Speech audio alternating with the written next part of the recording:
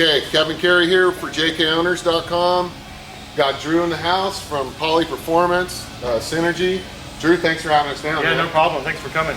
Yep, I got my 07 JK, which you guys are going to see outside. You can see it brought in here. So we're going to install the lift on it. You guys are, Yes. Drew. And this is a stage 2. So walk us through kind of what a stage 2 is versus your other stages. Sure. The stage 2, the key components are the track bar relocation brackets, the brake line extension or extended brake lines, sway bar, longer sway bar links, front and rear bump stop spacers, rear lower shock mounts, front and rear lower control arms and springs, and a front drag link. The drag link lets you flip the drag link to the top of the tie rod to work for the right geometry for the front track bar relocation bracket. And I know that you guys make these in-house, right? Yes, we do. We saw your guys welding over there today, made right here in-house, and they go out to powder coat. What's the significance of this product? Because I know just from reading about JKs on JKO, Right. they have a tendency to rip off when people put the extension bracket. The factory brackets, they're pretty thin, and some guys even rip the factory brackets off. But a lot of the lift kit manufacturers made just an extension bracket that bolted to the stock bracket, and there's a lot of leverage on it now, and it just rips the stock bracket off the axle tube. But our brackets include U-bolts, and so they bolt in multiple places to the axle tube, so it does not rip off the axle. Which is the way to go. The last thing you want to happen on the trail is something to break off like that, because you'd be kind of dead in the water without that track bar, right? No, in our prototype kits, I had a bolt-on one on our Jeep. I'm like, hey, let's just make a bolt-on one and try it. And I was on the Rubicon and it ripped off, so we redesigned it and made a bolt-on one. Cool. And that's kind of what you do here at Poly Performance, right, Drew? Yes, I'm the head engineer, part owner, head engineer at Poly Performance Manufacturing. Myself and our other engineer do all the design work. We do a lot of the manufacturing here. A lot of the other parts are component parts we buy, but we spec all the dimensions and tolerances and other key features of the components. We spec the spring rates, the spring design. We've have our own shocks made to our own specs. They have our own valving that we spend a lot of time with. And let's cruise down here, Cameron. So these are the JK specific shocks. These are, yeah. That are basically built for the JK and the weight of a JK, right? Right, yeah, they're made for the right length to work with our suspension. They'll work with most other things too, but they work really well with our springs because the spring rate and the shock valving are tuned together and tuned for a JK. And I know that I've read multiple times that these are progressive wound They are coils, progressive, right? yeah. If you notice, most of the coils are a wider space than the end coils. These end coils are a softer rate than the main coils, and what that does is it lets the coil be longer but sit lower, because it's basically like a tender coil on a coilover. So what that does is that you want to put longer shocks, you want a lot of travel. Oftentimes a non-progressive coil will unload and come loose. And you guys have seen it, don't mean to interrupt you. You guys have seen it numerous times with TJs and now JKs. The coil is loose, and sometimes the coils will even drop out. They'll fall out, yeah. So our coils will be tight the whole travel as long as you use our shocks, and that's cool. So that's a main benefit of our springs. Cool. Well, all that junk is coming off today, and we're going to completely put in this lift and bolt up some 35s and see what it looks like. So thanks you guys for tuning in. We'll be back shortly. So going to cruise up to Dave's office. Let's see where he hangs out and gets his business done here, Poly. Pretty expansive shop. They've got storage going on over here. Check them out. This place is big.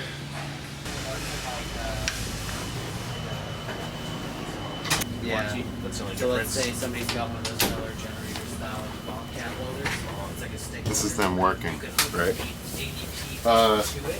So we come to see Dave, and Dave's not here. So if I was Dave, this is where I would sit, but I'd probably have flip-flops on, might even have my shirt off, so I think I'm a cool guy. Well, look who I just found. Hi, Dave. What's happening? Good to see you, man. Yes, sir. So we've been cruising around the shop and talking to Drew about this Synergy lift we're gonna put on. You got a few minutes to sit down and Yeah, talk about Poly Performance? let's step into my office over there, and we'll talk about things that we're working on and things that are changing around here, and Synergy suspension and Poly Performance and how it all works. Cool. Thanks for the swag, by the way. You bet. No problem. All right, let's go. JKOwners.com, sitting here in Dave's office at Poly Performance. Got Drew here as well. You know, our viewers know that we're going to install a lift while we're here, and we went through that with Drew a little bit, but let's talk to you guys about Poly Performance. You've been around a long time. Anybody in the off-road industry knows Poly Performance, but talk to me about where the company's at, Dave, and where you think it's going. Well, basically, you know, Poly Performance has been in business about 10 years now, and about 5 or so years after I started Poly Performance, Drew and I started Poly Performance Manufacturing, which is a company that, you know, we started to make a lot of our own branded products, suspension brackets, and just a lot of DIY type stuff. And in the last 60-90 days there, we decided to shift gears a little bit to help push our own brand of parts. So what we've done is we've broken the Poly Performance Manufacturing product line off into what we're calling Synergy Suspension. Right. And Synergy Suspension it's all the same stuff that we're making. It's just under a new name, and it's designed so that, you know, all the sales are not direct sales to the customers, but Synergy Suspension is using, you know, distribution to help move the products. So Poly Performance is clearly, you know, one of the retailers of Synergy Suspension, as well as other larger distribution outlets. You know, like companies like Quadratech. Out in Pennsylvania, they're doing really well with our brand of JK products, and a lot of the universal stuff's being sold through other shops too, like CarTech Off-Road and Off-Road Warehouse down in Southern California. I mean, you guys obviously you're expanding. This is a new building, but I mean, Poly's been around. You guys have been around for a while, so this is just. It looks like you got it totally under control here. You guys are well organized out there. Is it really like that, or is it looking shiny on the outside? No, it's I think it's shiny on the outside and shiny on the inside. Things are going really, really well. We're just you know, demand is creeping up real fast. So I think that's the hardest thing that we're dealing with right now, is just being able to maintain making stuff and making it fast enough and making it efficient. You know. Availability is probably our biggest issue right now. We can't make stuff fast enough, so we're working hard to figure that out and to make sure all of our customers are happy. I was watching some of your welders downstairs, or your welder down there, and you guys are spinning parts, you're welding, you're boxing stuff up, you're shipping it, you got monkeys in the rafters. I mean, you guys got it going on here, right? I mean, it's busy. It is. We are busy right now, no doubt, no doubt. You know, in our old spot, we were in about a little shy of 8,000 square feet, I think. Is that right? Right, in two separate. We had a manufacturing side and then the warehouse side, two different buildings. And now we're in one. We're in a building that has we're just shy of about 30,000 square feet if you include our offices and our extra space with the mezzanine on about 3¼ acres. So we got lots of room, lots of space, and that was our big constraint before. I really think that you know, not having enough room really was holding us back, and now we got more room, and it seems like we're going to need more than we anticipated. So we're just trying to hang on and keep the machine moving. Well, dudes, thanks for taking the time with us today, and thanks for coming by. It's great. It's great being down here, and it's impressive to say the least. So we'll get down to the shop and wrap up this little segment here. Thanks a lot. I'm going to just take you on a tour of our new manufacturing facility. We moved in here about 6 weeks ago. Been working hard getting it all set up. I was just going to kind of show you around, just to kind of see what we do and see how we do it a little bit. This is our R&D area, pretty big area. We're putting a big door there to pull into these lifts. We got one lift here, and we're going to put another lift here when we get the door in. This is a little bit of our work area. We got a little our shock revalve bench, just some work area. Toolboxes, all our tool storage. Like I said, our lift here, just part storage. You guys might kind of get a kick of this. This is our bolt bin. So we just got a list of cabinet full of all the hardware you need for your project, so you don't have to run to a hardware store every hour to get stuff. Just our other kind of general storage and tools. It's got a rack of a lot of our prototype parts and just some axles and engines we have for future projects and just kind of random stuff. It's nice to have pallet racking and a forklift. It's our two-door JK. We've invested in some really nice equipment. We've got this big frame table. It's 12 feet by 8 feet, 1 1/4 inches thick. It's all milled and ground flat. It's sitting on the ground, but I have legs that are about 18 inches tall. Just nice for working on a car or building a chassis, so everything's straight and square. This is kind of our main R&D fab area. We got just a workbench, plasma cutter. I got a big 36-inch dual bandsaw there. MIG welder, oxyacetylene, kind of all the usual shop tools. This is kind of more of our like R&D, some R&D area and some of our manufacturing area. We have just a manual mill and a lathe just to make quick parts and do quick operations on parts. Tool storage, just all of our shop tools. Kind of the grinding and dirty area. Got a little iron worker. Got a Vanmar belt grinder, 20-inch disc grinder. That thing takes off some metal. It's really handy. Got a big belt grinder notcher. I think it's a good 3-horse motor, notcher tubing. We got our own press brake. We do 90% of our own forming. Just quality control's better and lead time's a lot quicker. This is kind of the production welding area. We got two benches with a wall. So we usually have a guy sitting there welding most of the day. Got a TIG welder for production there. Got a nice cold saw cut material with all our kind of raw material rack right here. All right, here we are. Got the Jeep in here. We're getting ready to go. Drew, what's the first thing you're gonna do when it's on the ground, kind of? What I like to do on a JK before I lift them, I like to take the track bars off the axle bracket. It makes it a lot easier to take apart on the rack. All right, well, so I'm just gonna get in here and take the track bar bolt out of the axle. Bam, just like that.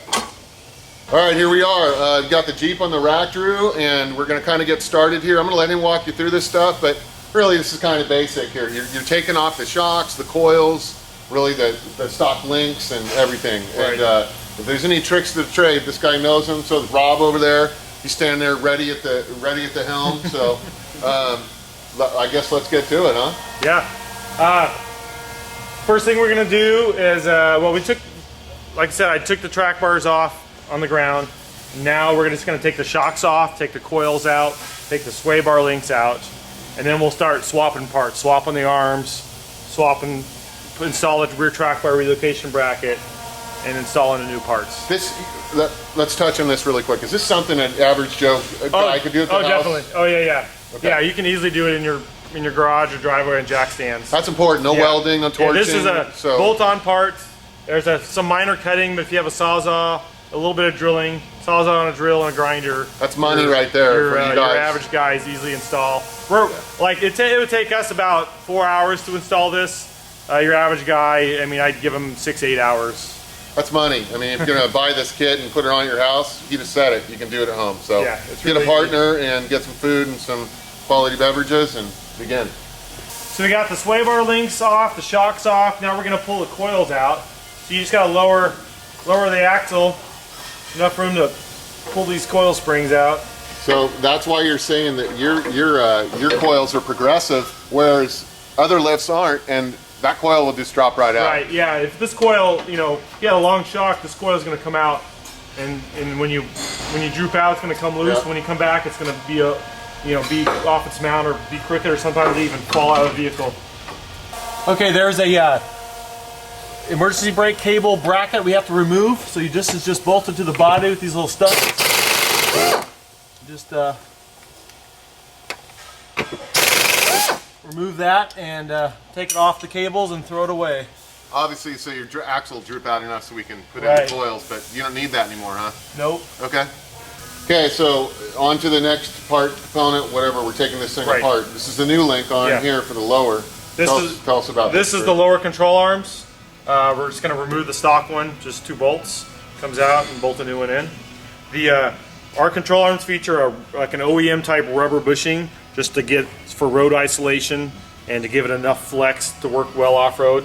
The other end uses a Johnny joint. It's a polyurethane spherical bearing. The thing is huge. It uses a double adjuster sleeve. So what this does is you just turn this with a wrench, and it makes the arm shorter or longer.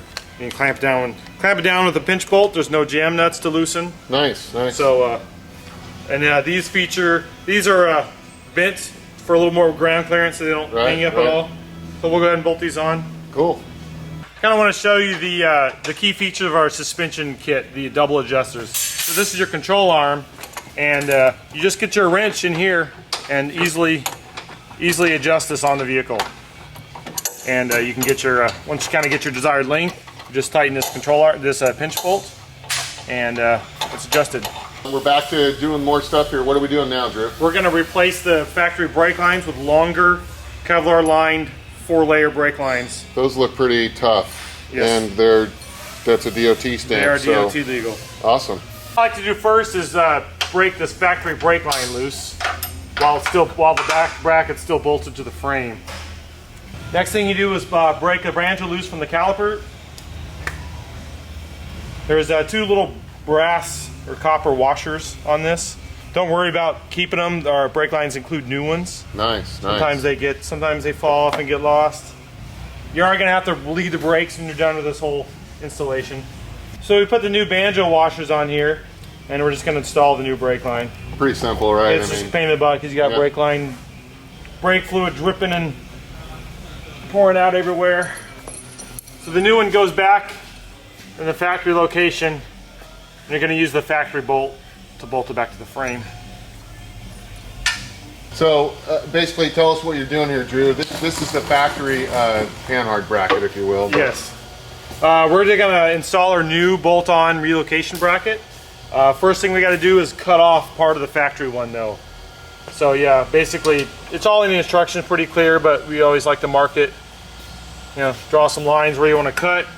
Makes your life a little bit easier. This just allows your beefy bracket to go right over that, right? And then we have to trim this to get clearance for the shock, because our bracket, you know, there's just a lot of clearance here. It doesn't hang out as much, but you got to have some clearance for the shock. Right. So we're going to cut this with a grinder. You can use a grinder with a cutoff wheel, air die grinder, or you can use a Sawzall. Right. Pretty easy to do.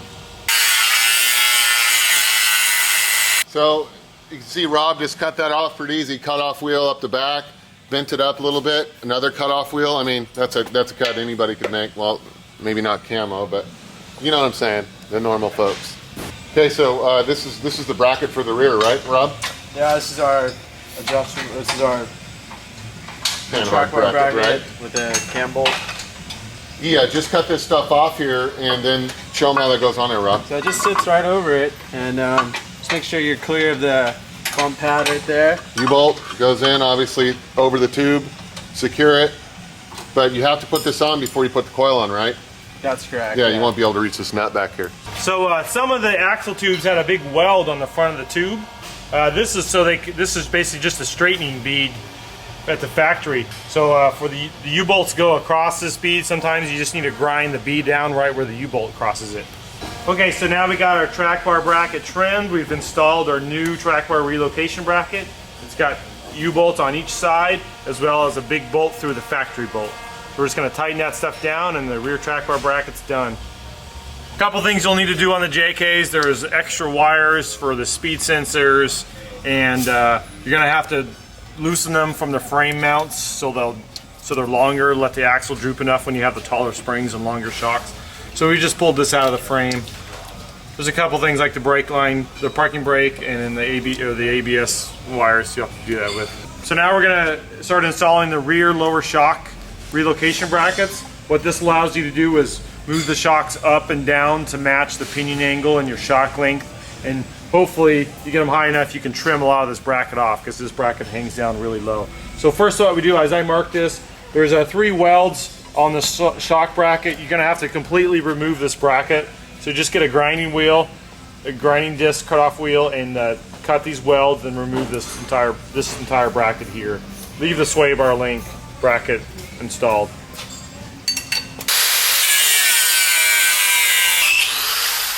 Okay, now we're gonna determine what location to position the lower shock brackets. There's 3 different holes, and to optimize the holes, you really need to cycle the suspension with the shocks on it, with the bump stops removed. So we're gonna remove the upper bump stop. Foam bumper just kind of pops out real easily. Make sure your bump stop spacer is installed. These just simply bolt to some factory holes. And next, our instructions include like a table to determine the location, and it's always good to double check. So on the table, it said to put them in the top holes. So we're going to bolt this to the top holes.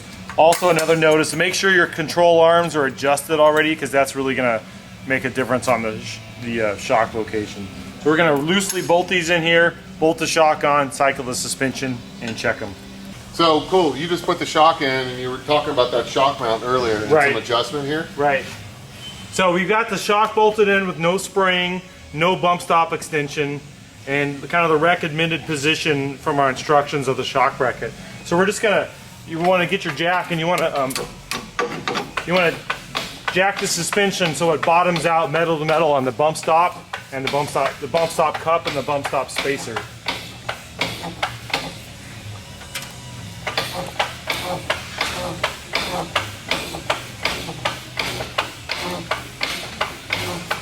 That's full race compression.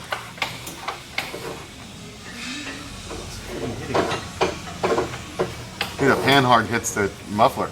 Yeah, it does. why It it's needs to dented. drop. It needs to drop down a little bit.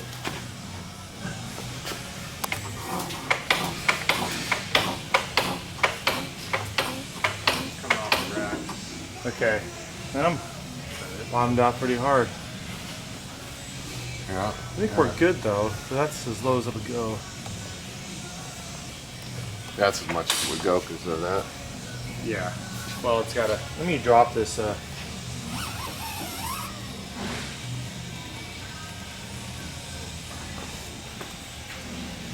So basically, you're getting it as close as it's going to go, right? Right. Yeah.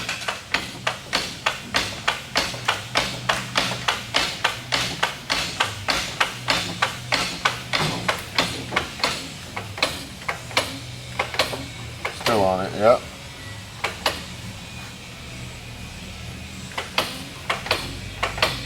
So we want to go till you hit metal to metal, and then just verify that the shock's not bottomed out, because we want this to hit there before it hits the shock. So if you got some more clearance, you can move this bracket up, or if you got too much clearance, you move it down. So this is as low as it'll go. So we're gonna have to leave it here for now. Once Kevin gets some adjustable up control arms and tilts that pinion angle back, we can move that up a few notches. Or if you had a shorter shock, you can move it up. Or if you have a longer shock, you'd probably just need to use the stock factory mounts. Yeah, but with this stage 2 lift, I mean, it's going to be able to use all of that. Right. All that It travel. does, yeah. Okay. Okay, so took a quick break for a sandwich or two. Drew, tell us where we're at as far as getting this rear done. Okay, we left off. We were trimming the lower control arm brackets and bolting on the new shock relocation brackets. We've got those bolted on. We bolted. This is it goes through the sway bar mount, so that's part of it. So we bolted on the sway bar links. We've got our bump stops bolted on. We got our track bar relocation bracket, and we're ready to put coils and shocks and hook up the rest of the sway bar links, and we're done with the back. So we've put the coils in their places. Remember to put the stock rubber upper mount in, the upper spring seat, and getting ready to hook up the shocks. Now you can see that the coils are tight before the shocks are even installed. So if you crank this thing up to get the shocks in there, the coils are still tight. So that's the benefit of progressive wound coils, is that it's a long free length to keep the coils tight when the suspension's at full droop. Drew, here we are at the front. It's kind of like the rear, and pretty simple process. You know, links, sway bar, you know, coils. So right. Yeah, we've already disconnected the track bar on the ground. We're going to take the shocks off, the sway bar links off, take the drag link off, and then start putting on the new components: the lower control arms, the track bar relocation brackets, the new drag link, and bump stop spacers and all the other components of the front.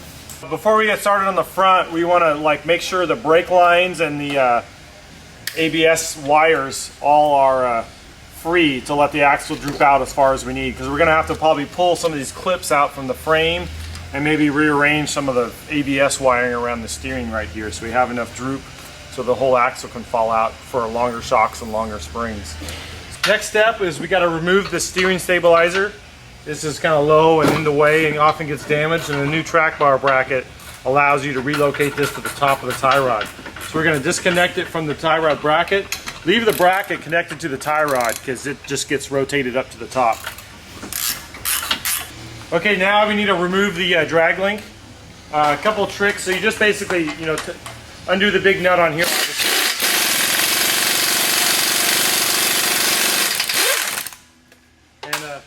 The trick to doing these tapered tie rod ends is just get a big hammer and just smack the end and they'll pop right out. Just like that. And then the rest of the drag link, loosen the pinch bolt that connects it to the tie rod end connected to the pitman arm. So you just loosen this clamp, then you unthread the whole arm and leave this tie. You can just leave this tie rod and attach it to there because the new drag link threads onto there. These guys are tearing through this thing. Ready to put on the front lower link there and take it away, Drew. Right. These are the same, similar links as the rear, 1 3/4, 188 DOM. Got the same joints, same rubber bushing. Got a double adjuster sleeve on it. So we're going to go ahead and install this. One note on doing these is on the front, you have to trim out. You have to get a grinder and trim the top of this bracket to clear the bent arm. And this is bent. The bend goes towards the inside to clear the tire when it turns, similar to the factory design. Okay, so now we're going to install the front track bar relocation bracket. So this just slides. This is strictly bolt-on. Slides over the stock bracket. These stock steering stabilizer tabs are still in there. If you want it to be clean, you can just trim those off. So we're going to go ahead and trim them off with the grinder and a cut-off wheel. Right, so we busted it out. These guys are hauling ass here. So let's talk about all this stuff we put on here, Drew. I mean, we pretty much are wrapping this up besides some coil shocks and a few other things. Right. So we got our front track bar relocation bracket installed. It bolts here to the factory sway bar tab, and it also U-bolts to the axle, so you're not going to rip this off. And we've also added a steering stabilizer relocation bracket, and this bracket is necessary when you're installing the Fox steering stabilizer or the Synergy suspension steering stabilizer. Like I showed earlier, if you want to use the stock one, you can just use this hole and you don't need to buy this bracket. This moves the steering stabilizer from below how it was before and moves it up above. And I want to show you a little bit of the benefits or some of the reasons for the bump stop spacers. So whenever you install a suspension kit, you usually have to put in bump stop spacers because usually the shocks are longer. So you also have to, since the shocks are longer, you bottom out to the suspension, you're going to bottom out the shocks. So now you need to have a limit here for the bump stops. And in this case, the bump stop is on is inside the coil. So just the coil's in here. Let me pull this out real quick.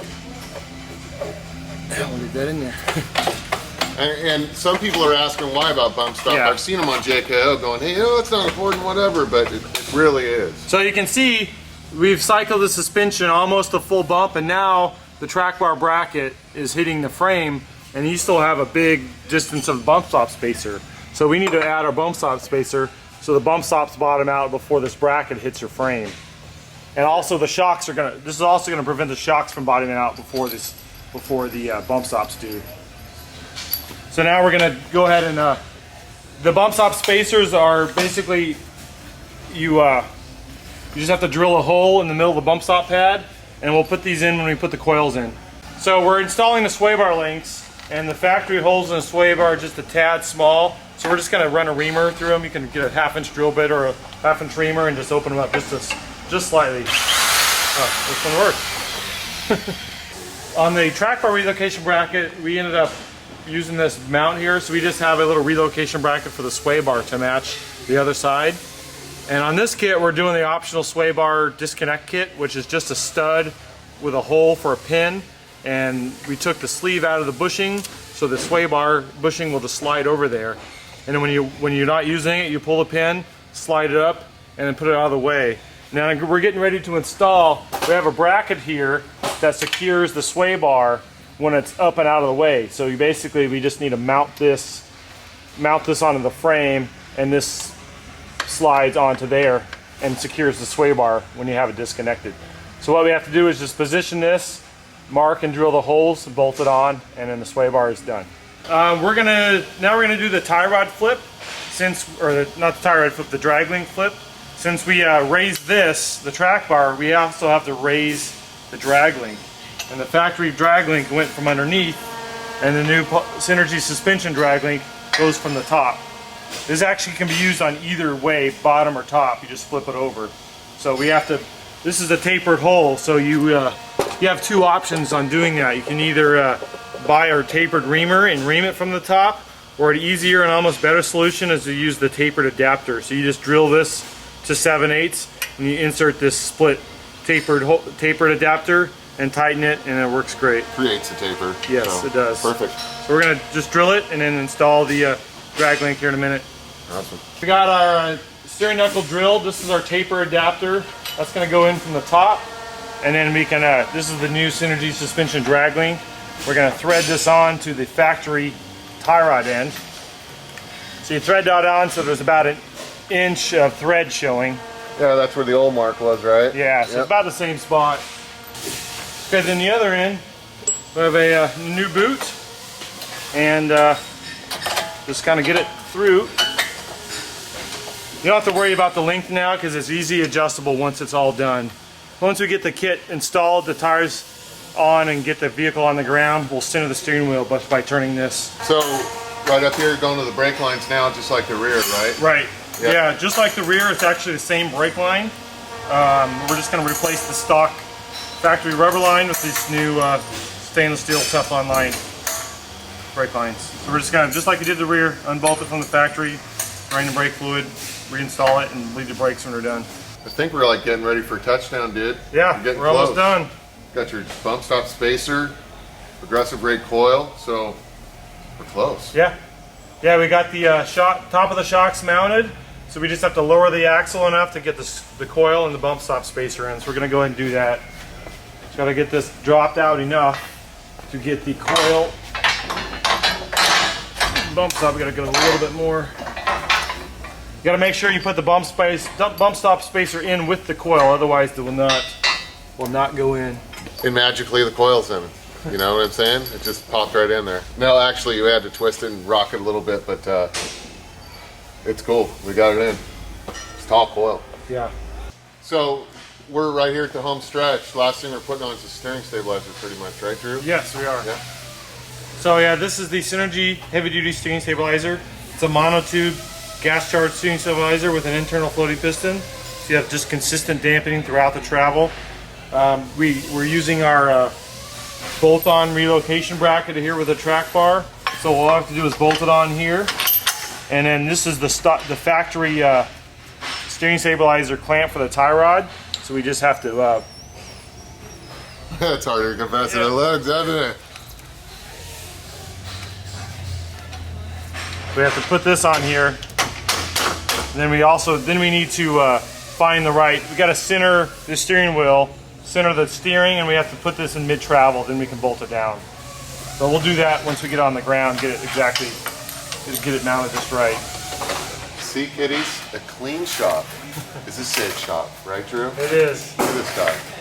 So here we are, we're at the end of the day, or not the end of the day, these guys are speed on this thing, getting it done fast. So not much left to do, really, just bleed the brakes, Drew. And yeah, a couple of things. You got to bleed the brakes. I wait till it's all done and then bleed them. Bleed the brakes, put the tires on, put it on the ground, hook up the track bars, and center the steering wheel and take it for a test drive. Cool. We're done. I can't wait. I'm stoked. All right, here we are at the end of the day at Poly Performance Synergy Lift, and Man, I'm stoked, Drew. It went really good, and these guys busted ass today, and I was really impressed how smooth this lift went in. And I mean, it's done. Wheels and tires too. Thanks so much. Yeah, no problem, man. Yep. Cruising up here, we're going Wimmer Springs Road, Uncle Tom's. JK owners, Pirate 4x4. Got the JK out here with the new Poly Performance Synergy lift on it.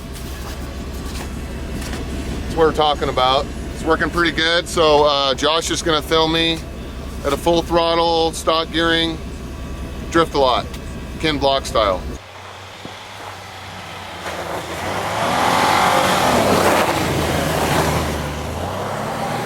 So here we go, we're up here in the snow finally, going towards Uncle Tom's cabin up in El Dorado County. Pirate 4x4 and JK owners. Got the new Synergy suspension lift here, and we're gonna stab it right now. We're floating. It's Kevin Block. How we looking, Josh? I say it's pretty solid, Captain. That's looking bad. Yeah. Right there, but we got it. Put it out. Throttle it out.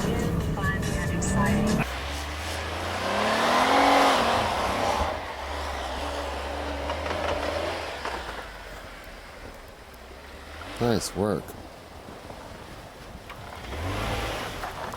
Okay, we're almost to Uncle Tom's. Josh is hell-bent on a 0 to 60 and a 3.8 liter stock JK. Method West Coast. That's what I'm gonna do. Okay. I'll do a little baby brake stand, but All 0 right. to 60 in how many seconds? I don't know. Launch. 3, 2, 2, 1. take Eat off. Oh. Get some. it. Stay in it. I'm staying in it. Staying in it. Stay in it. Stay in it. Pin it to win it. Alright, we're at, I think sunglasses off. Yeah. Sunglasses are off. 30. We just hit 40. No, you're shooting 10 off though. That's right. We're good. 40. And he's holding it down pretty good, folks. He's holding it down. 40. 50. Wait, 50 means we're 60. Yeah. We're down 60. 3.5 minutes. You know what they say? Mind over matter. It's not mine, so it don't matter.